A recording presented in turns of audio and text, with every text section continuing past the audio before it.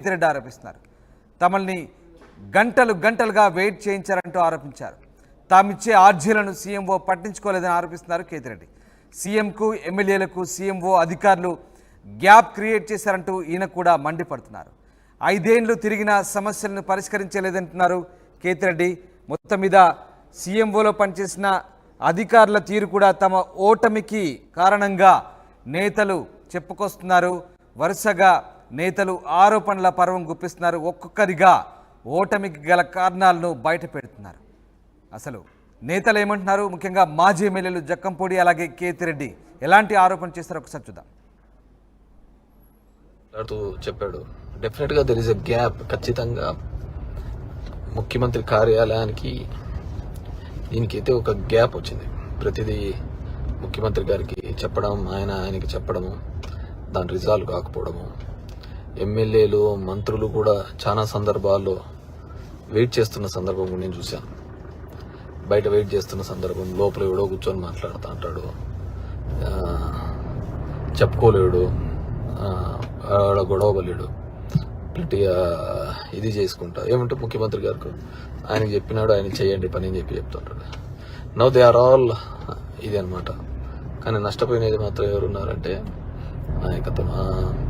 ఖచ్చితంగా I strongly believe వాళ్ళైతే ఒక గ్యాప్ని అయితే సీఎంఓ ఆఫీస్ అయితే ఖచ్చితంగా ఒక గ్యాప్ని అయితే క్రియేట్ చేసినారు. అది ప్రజాప్రతినిధులకును సీఎం గారికి ఒక గ్యాప్ని అయితే క్రియేట్ చేయగలిగినారు. డైరెక్ట్గా వీళ్ళు కూడా సమస్యను చెప్పుకోలేని పరిస్థితులలో వీళ్ళు కూడా ఉన్నారు. ఆ సమస్య రిజాల్వ్ అవుతుంది. ఇప్పుడు నేనున్నాను మా ధర్మవరంలో ల్యాండ్ ఎక్విజిషన్ కోసం, ఫ్లైఓవర్ ల్యాండ్ ఎక్విజిషన్ కోసం ఒక 100 సార్లు తిరిగింటాను. జస్ట్ ఆ డబ్బులు అయిపోతుంది అని చెప్పేసి. ఒక బీటీ రోడ్డు కోసము, గుంతలు పడిన రోడ్డు కోసం అయితే ఒక 40 సార్లు ఫైనాన్స్ సెక్రటరీ దగ్గరికి, రావత్తు వాళ్ళ దగ్గరికి అయితే ఇట్ రియల్లీ లైక్ ఫైల్ నెంబర్లు వాళ్ళకి పెట్టడము, వాళ్ళు పర్సూ చేయడం. నా ఇంటికి వచ్చేదే జనాలకు సంబంధించినది. ఫ్లైఓవర్స్ గవర్నమెంట్ ఆఫ్ ఇండియా నుంచి శాంక్షన్ తెచ్చినాక ల్యాండ్ ఎక్విజిషన్కి వెళ్ళినా కానీ ఎంటబడి పెడతా అంటే ఏదో వాళ్ళకు ఇది పడుతున్నట్టు పోతా ఉంటుంది. హోప్స్ ఇప్పుడు డెఫినెట్గా అయితే వాళ్ళు ఒక ముఖ్యమంత్రికిను ఎమ్మెల్యేలకు ఒక గ్యాప్ని అయితే క్రియేట్ చేసింది. దానివల్ల ఓడిపోయినాము, గెలిచినామని చెప్పడం లేదు, కానీ రిలేషన్ అయితే చెడగొట్టగలిగినారు వాళ్ళైతే సీఎంలు. వాళ్ళకి ఏముంటుంది చెప్పు పొలిటికల్గా దీనికి సంబంధించి. సో నేను నిన్న రాజా చెప్పిందాన్ని ఖచ్చితంగా ఏకీభవిస్తా. సో నేను అంత కఠినంగాను ఇది చెప్పలేను, కానీ చాలా సందర్భాల్లోనూ కూడా నేను మాట్లాడినాను. నేను అందుకే నా దగ్గర పోవడం కూడా తగ్గించినాను. నేను మాట్లాడుతూ చెప్పాడు డెఫినెట్గా దెర్ ఇస్ ఎ గ్యాప్. ఖచ్చితంగా కొన్ని విషయాల్ని నిజంగా మాట్లాడుకోవాల్సి వచ్చినప్పుడు బహుశా మా వైపు కూడా ఏదైనా ఎక్కడైనా పొరపాటు ఉంది అని అనుకుంటే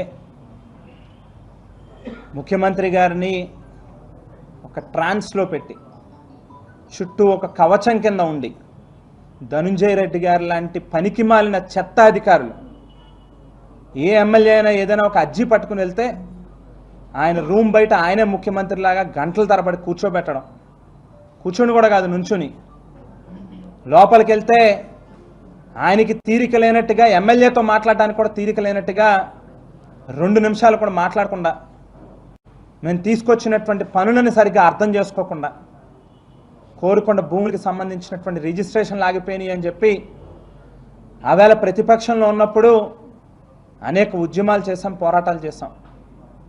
ఆ సమస్యకి పరిష్కారం చూపించండి అని చెప్పి ముఖ్యమంత్రి కార్యాలయం దగ్గరికి, ధనుంజయ రెడ్డి దగ్గరికి 10 సార్లు తిరిగినప్పుడు అదే పనిగా రేపు ఎల్లుండా అని చెప్పి 5 సంవత్సరాలు గడిపాడు.